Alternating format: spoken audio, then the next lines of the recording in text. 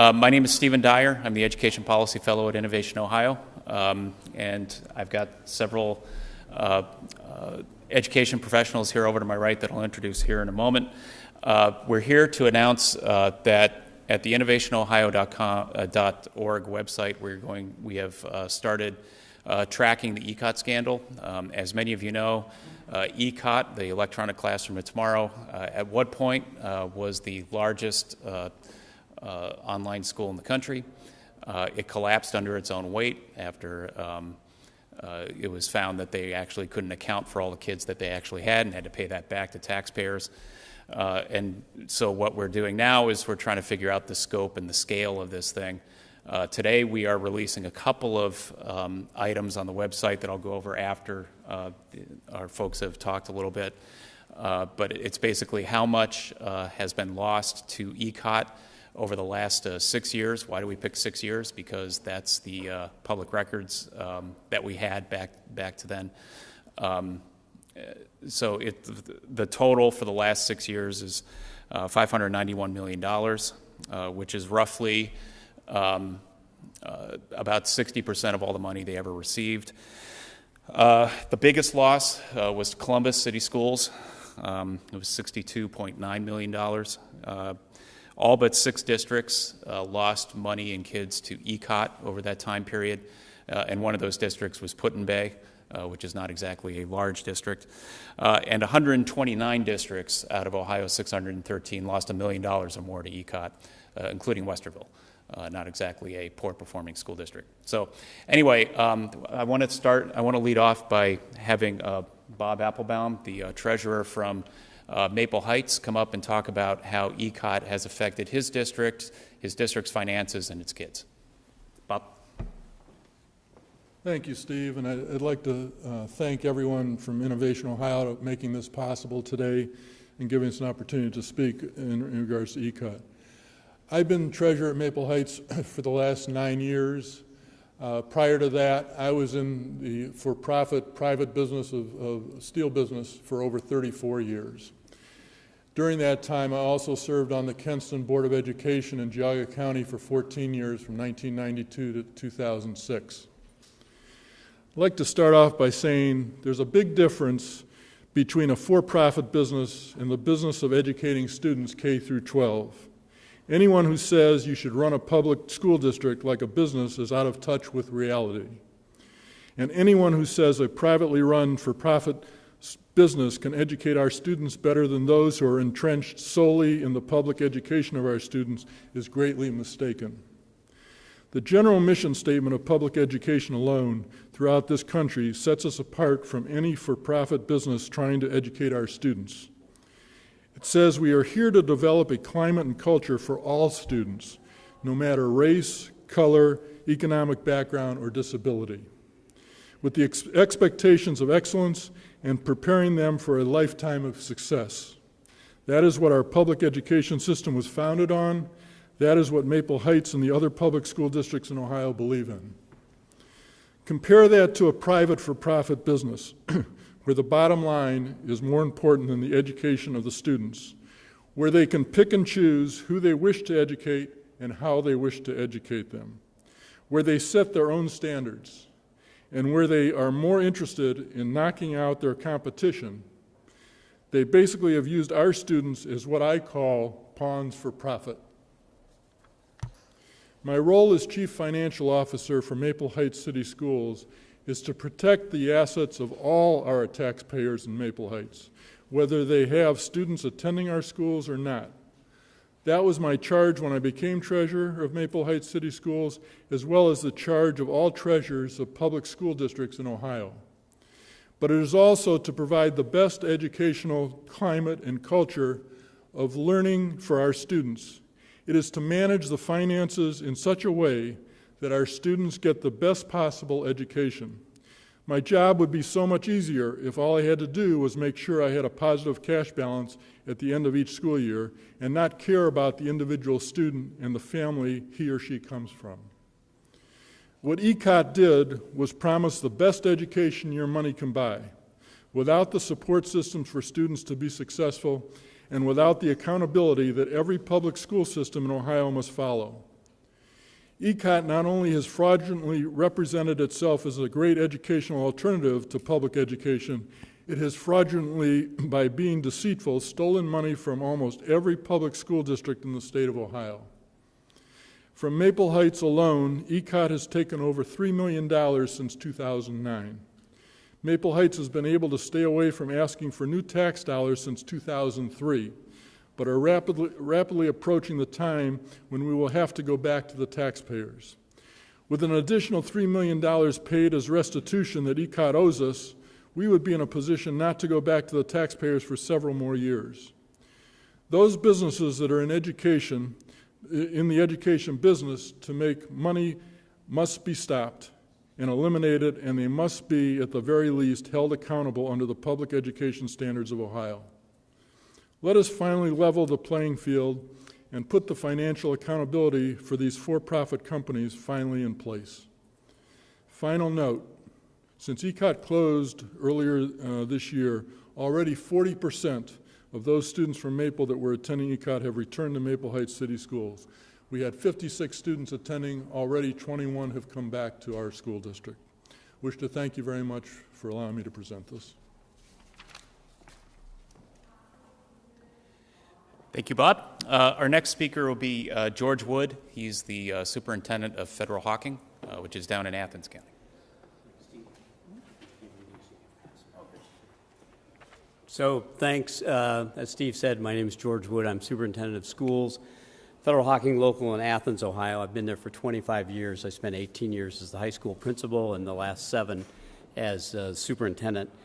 I prepared some remarks. I've passed them out so I don't have to read them to you. I just have 3 points that I'd like to make today. The first is those of us on the front line of education are stunned that it took ODE and the state of Ohio this long to figure out what was going on with ECOT. We've seen it every day for all the years of its existence. We used to see it in October after the child count, right? Remember the child count? We'd count how many kids once a year. The state would send us money for those kids. Right after the child count, kids would start showing up on our rolls, sent to us from ECOT, because ECOT would say, we're just not going to educate them anymore. They could just transfer them to us without us having anything to do with it. And then we would have to go find them, and they were often kids who hadn't been attending. So it is somewhat amazing that the state of Ohio took this long to figure this out. The second point is that I want to make is when ECOT closed its doors, it behaved as it always did. It just ignored the families and the children. We found schools, either our school or other places, for many of the children who came back. But I want to tell you about 3 groups of kids. First group, these are kids who, when the state notified it, here's how it worked, folks. The state would send the local school district, oh, by the way, these kids no longer have a school. Now, remember, ECOT got all the money for them, but now we're supposed to go help figure it out. We were happy to do that. They're our children. First group of kids, we would call the home, we'd call the parents, and they'd say, I don't know why we're on the ECOT list. He hasn't been doing anything on ECOT for a couple of years. They literally weren't going to school.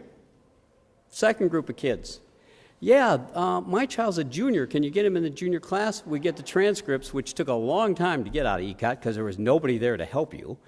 And we found out that they were so credit deficient, they were freshmen. Some of them hadn't gotten any high school credits yet. So many of those students ended up opting out for a GED because they had supposedly gone to ECOT, but there weren't any grades. And the last group of kids didn't exist.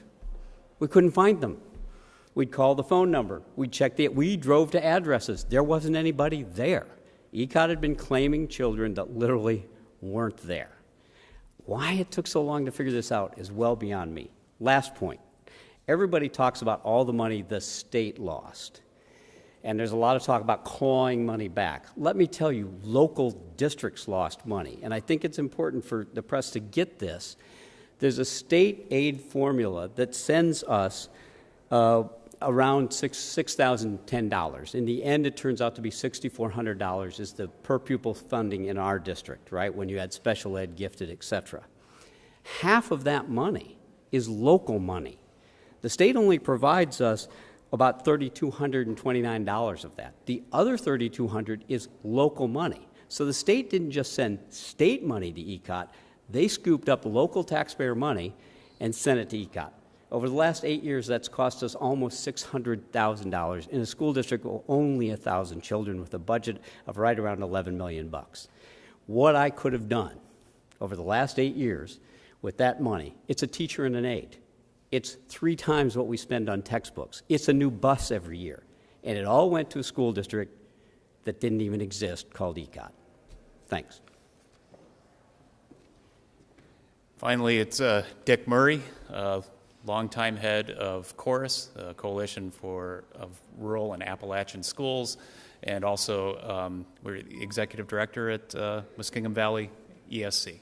So, Dick. Thank you, Steve. And Chorus is the Coalition of Rural and Appalachian Schools. It represents the 32 counties of Appalachia. We have 132 member school districts, and it's basically run by superintendents. It's 4 superintendents. We have a great partnership with Ohio University in where we try to advocate for the rural students in Southeast Ohio. And I wouldn't have to tell you, you probably already understand that we have some disadvantages in rural schools. Just 2 real simple ones. The local property tax pupil valuation is over $24,000 below the state average, hence the DeRolf case and the zip code matters.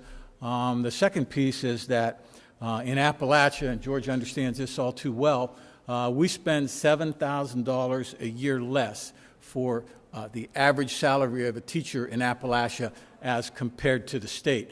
So when it comes to dollars that George is talking about, we're kind of resource poor. However, I would say this, when it comes to personnel, we are resource rich because we do have people like George and others that care deeply about boys and girls.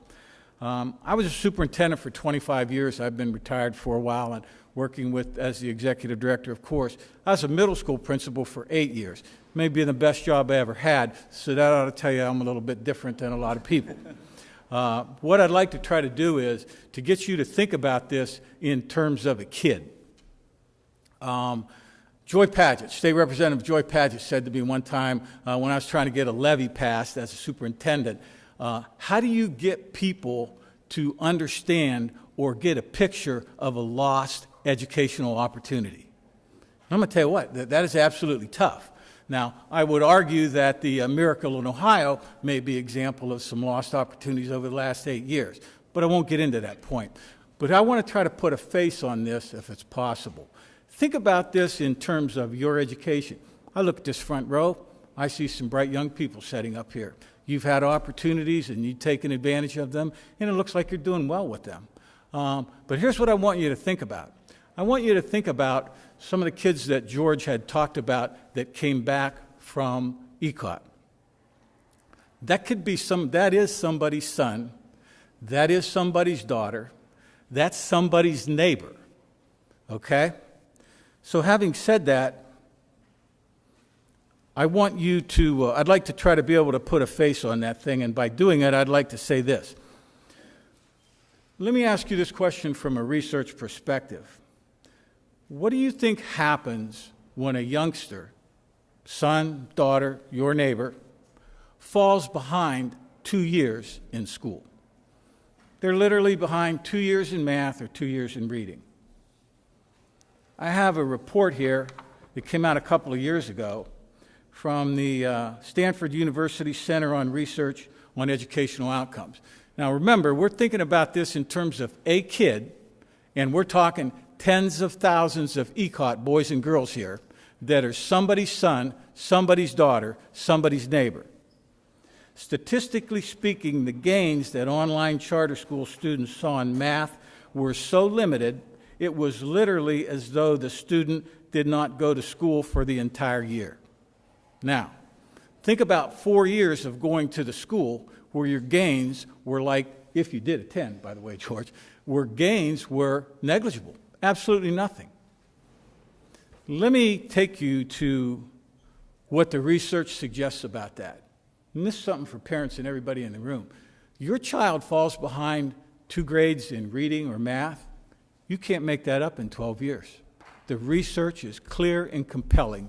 That can't be made up unless you find a lot of extra resources in terms of money and people. Now, tens of thousands of young people in Ohio because somebody got a campaign fund donation, because somebody chose to turn the other way, because somebody thought that this experiment was the right idea, have been denied an educational opportunity. Denied it, okay? Not to mention thorough and efficient. If anyone can find thorough and efficient in this, please raise your hand. Okay, that's an absolute mystery. Well, then let's take it to this piece. What happens when you don't graduate from high school? Well, we know all those economic numbers, right? $200,000 a year less in income. $200,000 a year less in income may not be a lot of money if you're a six-figure kind of person.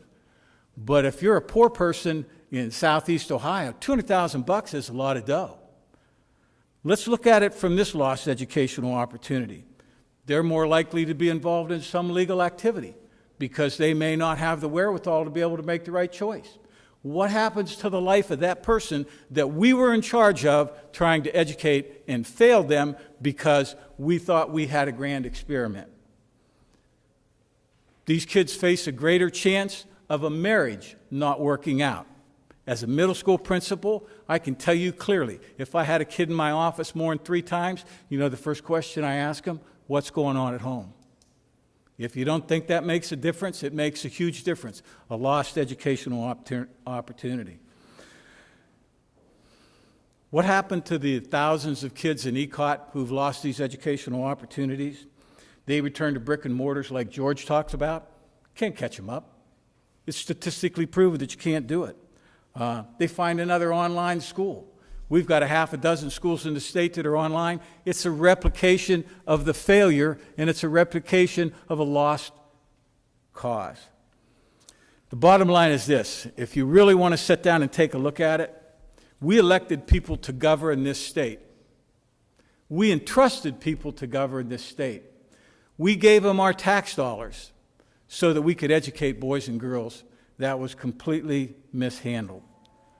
I think there's a simple answer to this question. I think it's a simple solution of we need legislators who have the courage and are willing to regulate and be held accountable. The thought I'm going to leave you with is a very simple one. We need to understand, as it was stated earlier, schools need to be for kids, not for profit. The profit thing doesn't work. It's hard enough making schools for kids, much less making schools for kids for profit. Put a face on that kid, and there's tens of thousands of them walking around Ohio today because we failed this experiment. I want to thank you for being here because I truly believe if it isn't for the press, and some folks in this country don't think the press report facts and figures, but they have a tendency to do that. I want to say thank you for being here today because the reality of it is this is all coming out because of what you people are doing here today. So thank you very much. Thanks, Dick. Before we start with questions, I just want to briefly go over what's on the website and give you a little quick demonstration just so you can see what's there and go from there. This is the web address. It's off of our main web page.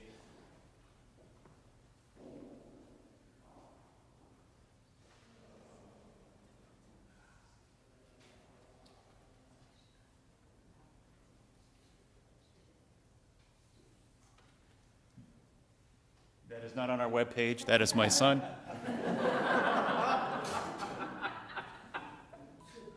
See, I'm a human. Okay, this is going to be our landing page, and it gives a little background on ECOT. And here are the 2 things we've got up there. Oh, it's not on there?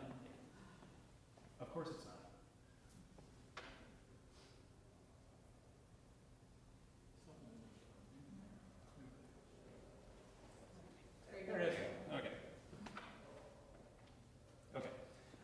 So here's our webpage on ECOT, where it talks a little bit, gives a little bit of the background of the ECOT scandal, and then down here we have the actual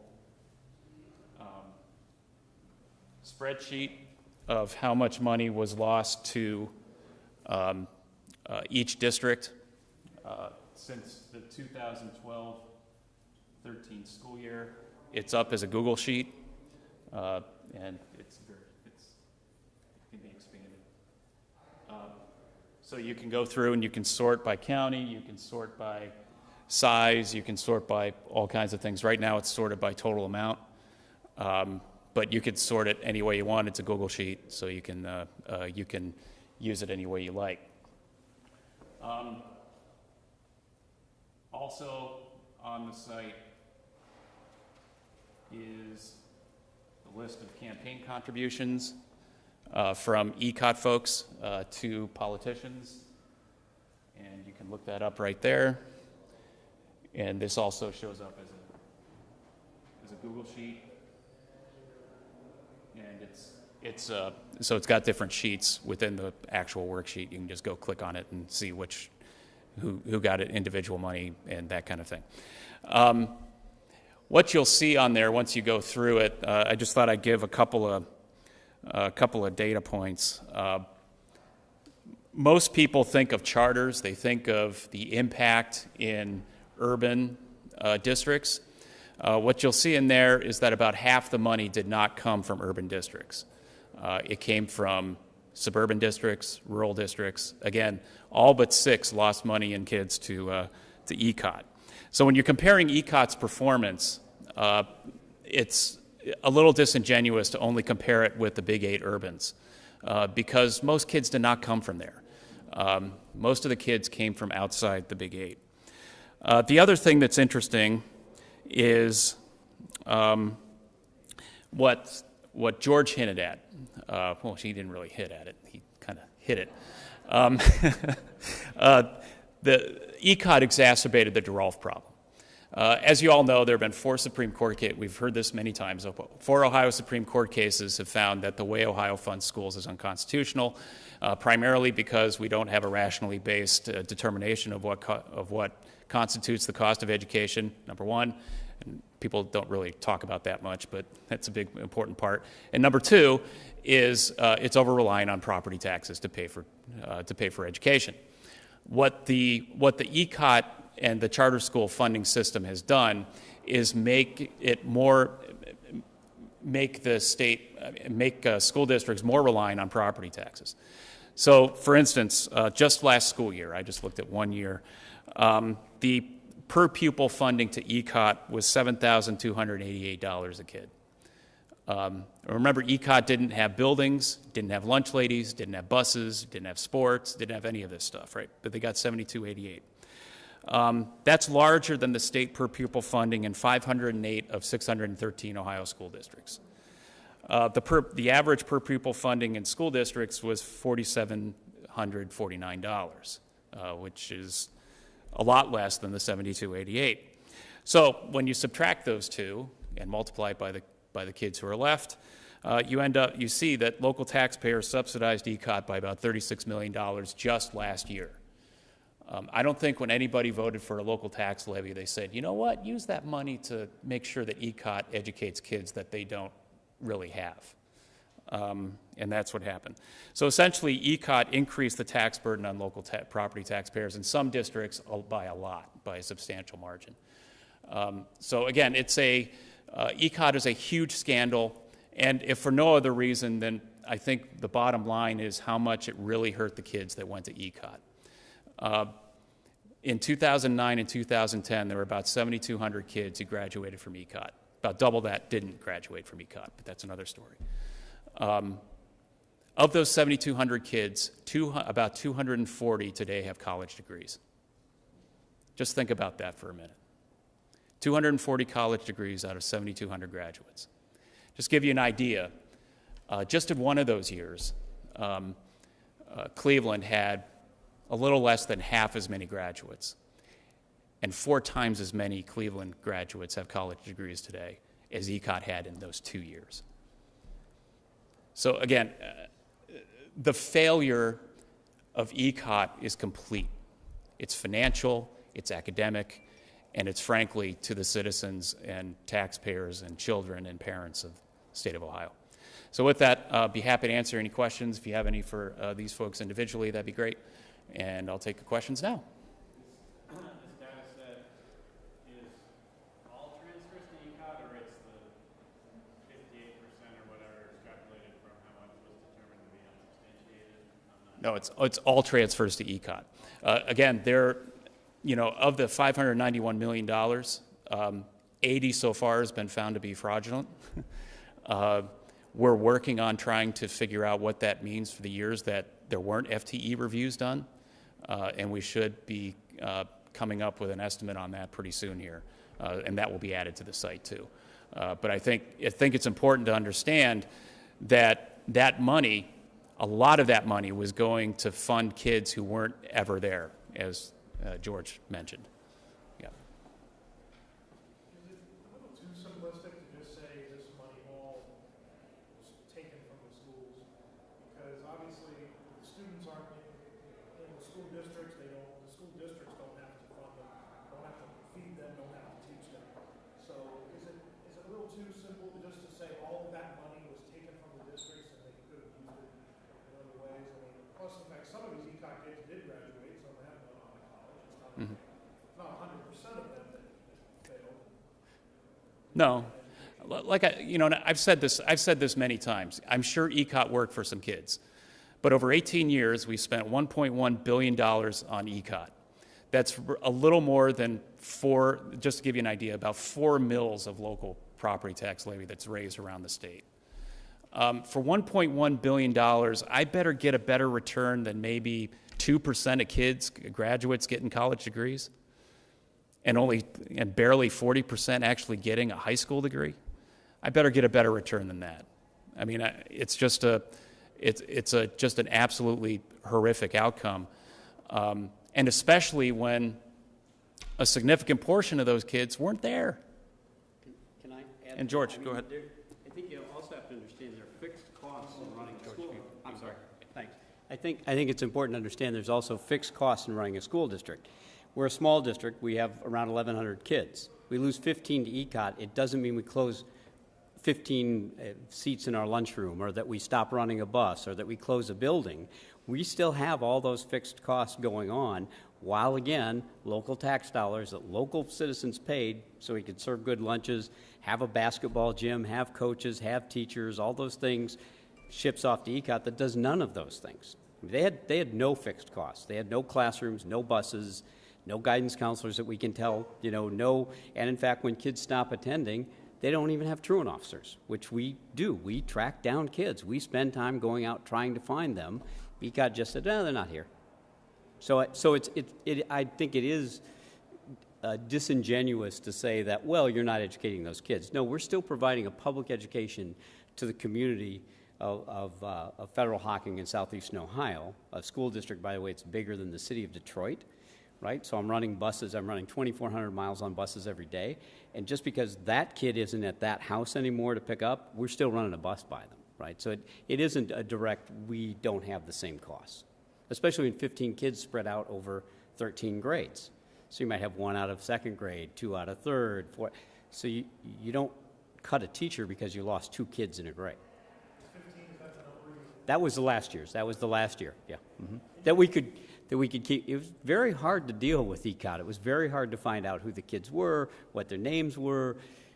And then when they closed, we just got things shipped to us with no real rhyme or reason. You mentioned those 3 categories. So there were none of those students who came back to you, just came back normal students? No, not a single one that came back was where they should have been. Not a single student that came back from ECOT was on track to graduate with the appropriate number of credits. Not one. I might add here, my conversation with the superintendents in Southeast Ohio and chorus, their big frustration for them is, as George talks about, when the kids come back, okay, they're definitely not on grade level, and then you've got parents wanting to know why they're not on grade level, and you've got a frustrated parent, and you've got that whole issue going, and it really makes it difficult. The only way to be able to do anything different with those kids is you've got to start some special rehab process. So there's an additional cost there. Mr. When you talk about legislators being encouraged and needing to regulate, and maybe any one of you can speak to this, what should lawmakers be doing? What regulations should they be passing? Obviously, we enhance the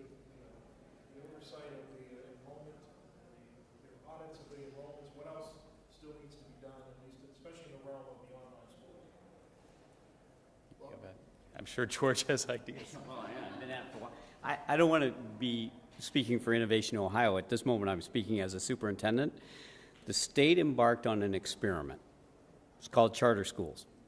If they want to use state money for that, they should use state money for that, but they should keep their hands off local money, right? I mean, they should not move local taxpayer dollars for an experiment that has no evidence that it ever worked. It's sort of like, if you were a doctor and you kept doing the same thing over and over and over again and it kept failing, would you keep doing it? No, but for some reason we keep doing this, right? And so my suggestion is they can oversight their own money all they want. They oversight me a lot. Trust me, I spend hours filling out state reports, but I don't think they should be entitled to local tax dollars.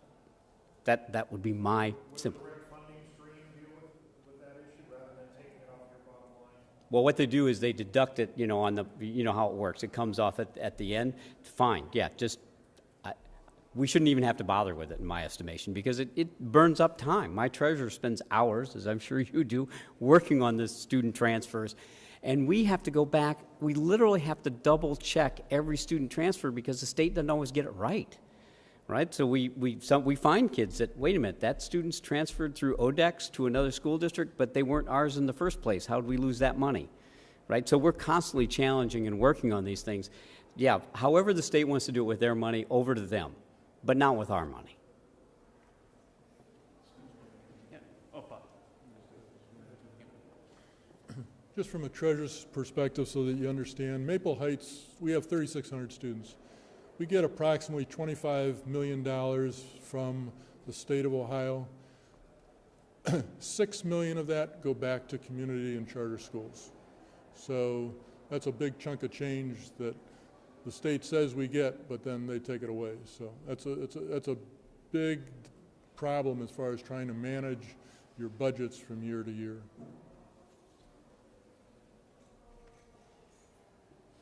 To take your what should be done a little bit further, the superintendents in southeastern Ohio and I have talked about that matter, and from their perspective, they're fine with competing with charter schools as long as the playing field is the same.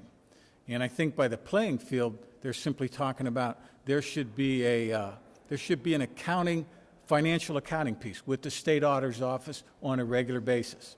There should also be an accounting piece with the testing piece, just like regular schools have to do with their students. They have to do certain things in math and science. There also needs to be an accounting piece on the absolute attendance. So I think the laws are in place. I think what they need to do is they need to apply to the charter school industry, and from my conversation with superintendents, they're fine with that.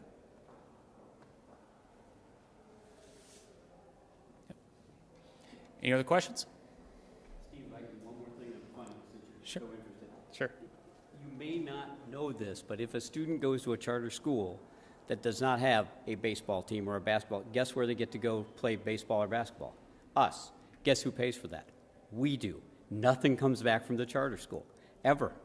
So again, same rules for everybody. They need to have ball teams and all that stuff if they're going to do this, or else they just need to, those kids won't have that opportunity, which I think would wake up a lot of people to what these schools are really about. I also wanted to mention Dominic Peretti from Columbus School Board is here to talk. If there are any folks from the Columbus area who want to talk with him, he was kind enough to show up, and I do appreciate him being here. Columbus certainly has been hammered more than any other district from ECOT, and certainly deserves an accounting of that. As for the funding issue, I've stated many times that I think if you actually had a charter schools were sold as a market-based solution. I put that in air quotes, but that's really tacky. And unfortunately, the market in Ohio is driven by enrollment. How many kids can you get through the door? It's not based on quality. So if you had a system that actually rewarded quality and didn't reward just stuffing kids through a door or virtually through a door, I think you would have a much better system that would actually weed out a lot of these bad actors. Back in 2005 or 6, when I was at the Beacon Journal, my colleagues wrote a story about how they estimate that the profit margin at ECOT and other online schools was approaching 50%. You know, and that's kind of been confirmed by our work at I.O., where we've kind of, you know, we've gone through for several years now and said, all right, if every e-school provided 15-to-1 student-teacher ratios, $2,000 new laptops to every kid every year, they would still clear 40%. They're certainly not doing those things. You know, I think that if you have a rationally based determination of the cost of an education in an e-school and at a charter school, and then you had the state fund it and not take any money away from local districts, and the state wanted to play with, you know, a few $100 million over here, I don't think there'd be any protest from the local public school side. I think the issue is it takes away state funding from local districts, and it nearly most every case, more state money goes to fund the kid who goes to the charter than would have gone to the local district, which means the local district has to make up for it with fewer opportunities for kids in the local school district, or you pump more local money in to make up for that difference. Those are the two huge issues, and I think you can fix that by having a rationally based funding formula for charters and directly funding it from the state without impacting the local districts line, and then I think you take away a lot of the issue. But again, you know, House Bill 2 was a nice start, but I do think that, and I've said this many times, that we need to figure out how to better fund charters, because right now they're funded based on the costs in a school district, and they have far fewer costs in charters.